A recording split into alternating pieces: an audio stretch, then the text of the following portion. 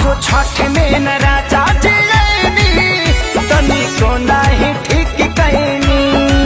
तो सुनी सचहू में बनी रउआ ले जी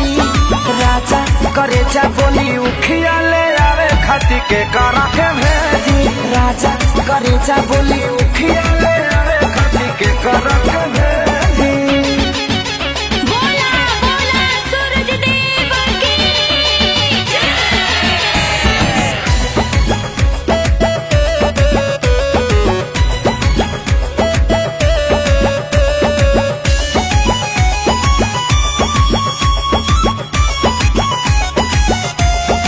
घरवा में बानिया माजी पुरनिया यहाँ के भेजब तो कही का दुनिया घरवा में बानिया माजी पुरनिया यहाँ के भेजब तो कही का दुनिया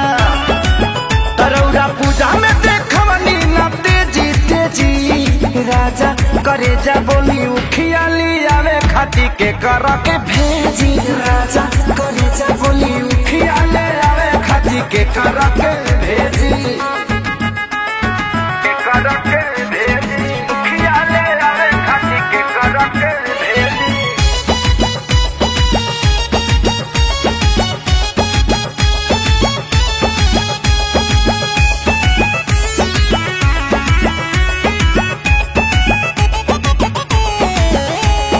सैया खेसारी बड़ी बरता खीस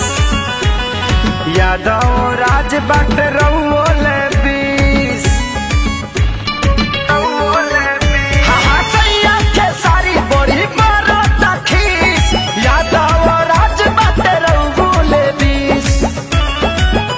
हारी कोई हमें करके ओ जी राजा करे जा बोली उखिया ले आवे खाती के करा के भेजे राजा करे जा बोली उखिया ले आवे खाती के करा के भेजी।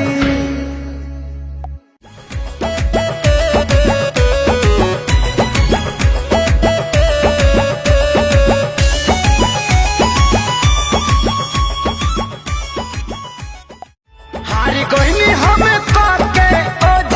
जी राजा करे जा बोली उखिया ले आवे खाती के करा के भेजे राजा करे जा बोली